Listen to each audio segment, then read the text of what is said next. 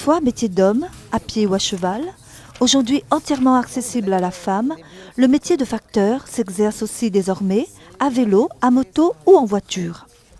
Véronique Ajorque fait partie de cette nouvelle génération qui défriche une parité encore à l'état embryonnaire à La Réunion. Cette préposée à la distribution qui sillonne le centre-ville de Saint-Benoît tous les jours voue une incontestable passion pour son métier. Elle nous emmène pour une tournée au pas de charge, juste après avoir résolu ce petit problème d'identité. Comment vous préférez qu'on vous appelle préposée, factrice ou madame facteur?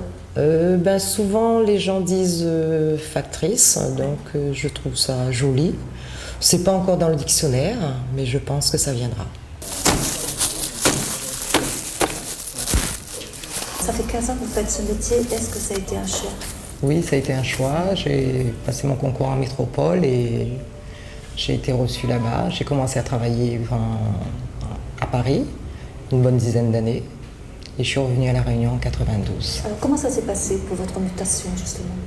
Je n'ai pas été mutée en 1992. C'est de mon plein gré, je suis revenue. J'avais un petit peu marre de rester là-bas. On a pris nos clics et nos claques et on est revenu comme ça. Et arrivé ici, j'ai attendu que mon mari travaille un an parce que c'est un peu ça se passe comme ça à la poste, un an de fiche de paye, et puis on se réinscrit sur un tableau à La Réunion. Donc j'ai fait ça, et après j'ai été appelée à la poste à travailler en 95 en tant que contractuelle, et j'ai été réintégrée sur Saint-Benoît en 1998. Comment est organisée votre journée de travail? Le matin, on commence à 7h sur le bureau de Saint-Benoît. Ce n'est pas le cas de tous les deux. Disons comme on est un bureau éloigné de Saint-Denis, nous on commence à 7h parce que comme le camion il arrive un peu plus tard, donc ça ne sert à rien d'arriver avant et de ne pas avoir de courrier. 7h, c'est un travail collectif jusqu'à 7h30, c'est-à-dire que tous les préposés sont là, ils trient et ils séparent le courrier de chaque facteur. Donc à 7h30, on relève toutes nos cases, c'est-à-dire moi, par exemple, facteur 3, je relève toutes les cases 3. J'emmène ça sur ma position et là, je commence mon découpage. Le découpage, c'est les rues déjà, coupées un peu en gros. Et quand on a fini ça, on pique le courrier. C'est-à-dire qu'on le classe dans l'ordre de la tournée, l'ordre des numéros et tout. Et puis voilà. Et après, on prend le recommandé, mandat s'il y a. On se prépare à partir. On ficelle tout ça. Si on a trop de courrier, on met ça dans un sac, on fait un petit dépôt. Si on ne peut pas tout prendre.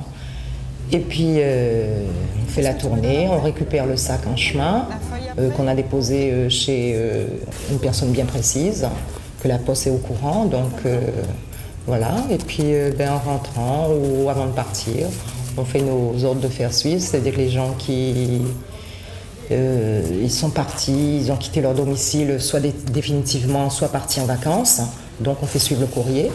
Il y a des gens qui n'habitent plus là, donc il faut essayer de voir un petit peu tout ça, de retourner l'expéditeur, leur disant que cette personne-là n'habite plus là, et puis voilà. On nettoie tout, et puis c'est fini. On rentre chez nous quand on a fini, quelle que soit l'heure. D'accord. En général vers 13h30, 14h. C'est en fonction de vous? Oui, du travail qu'il y a aussi. oui, en fonction du travail. On peut finir un peu plus tard, un peu plus tôt s'il y a moins de courrier. Mais sinon, ça dépend aussi un petit peu de la personne, de sa rapidité ou de sa lenteur. Mes collègues ils rigolent souvent, mais parce que moi, comme ils triment, ils dansent en même temps. Alors, on me charrie souvent là-dessus. Mais disons que moi, ça me donne mon rythme. Le fait que vous soyez une femme, est-ce que vos collègues hommes vous aident d'une façon particulière? Est-ce qu'il y a une solidarité qui existe à la Poste, et en particulier au service de distribution?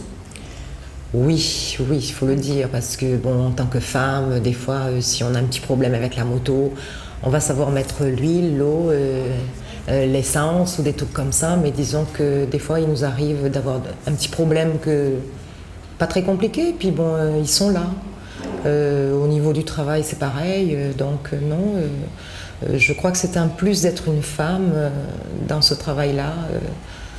Ils sont quand même assez solidaires, même si de temps en temps on se fait charrier un petit peu gentiment, mais bon, ça crée l'ambiance.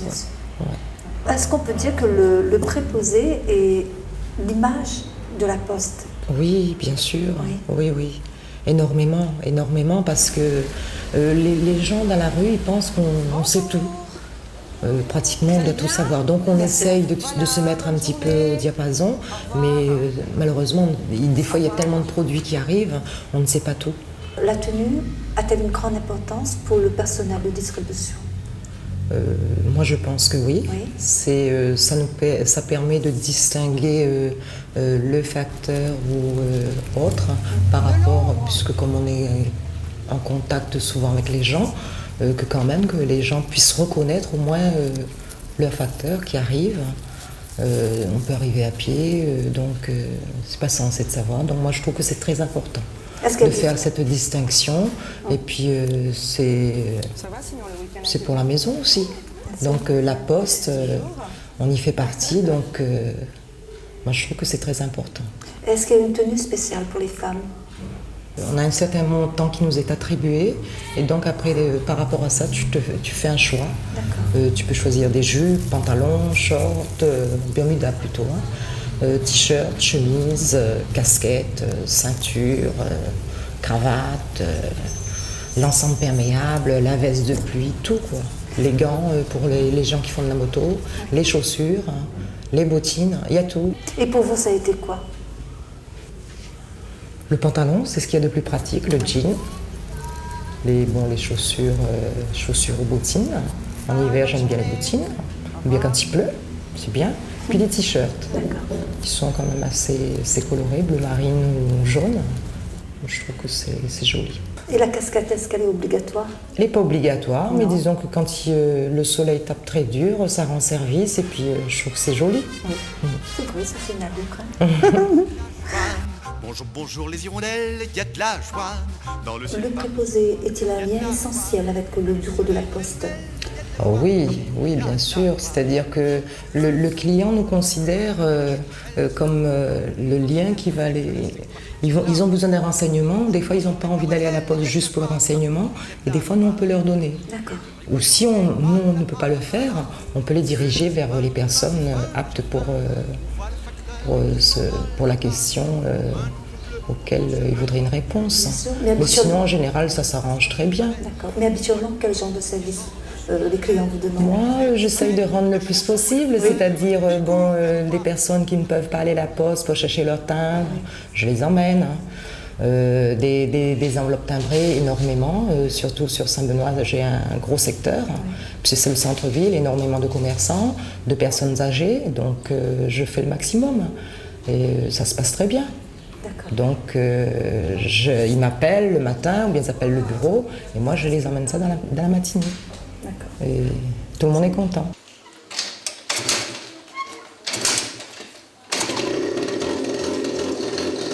Quels sont les principaux risques de ce métier?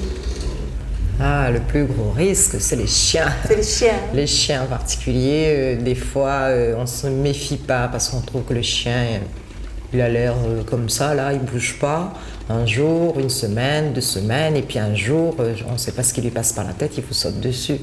Au moment où on s'y attend le moins en général, donc face à ça, on n'a pas tellement beaucoup de parades, c'est-à-dire qu'il faut demander aux gens de bien enfermer leurs chiens, donc des fois, sans faire exprès, c'est le portail qui était ouvert, ou des trucs comme ça, donc puis bon, comme on est en moto ou en voiture, on peut tomber, il y a ce risque-là aussi, surtout quand il pleut, il faut faire très attention, gravillon et tout ça, mais bon... Est-ce que vous avez déjà été mordu par un chien ou des chiens? Oh oui, plusieurs fois. Plusieurs fois, donc c'est souvent aux jambes, hein, là où ils nous attaquent le plus rapidement possible, oui. Et puis bon, une fois j'ai été sérieusement mordue en métropole, mais là heureusement c'était l'hiver, j'avais mon gros pull, mon gros caban et tout, je me suis enroulée, j'ai crié.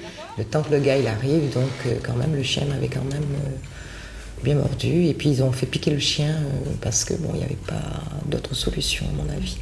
Et puis dans ces cas-là, la poste porte plainte, quoi. D'accord. Et c'est dommage, mais bon, ça arrive.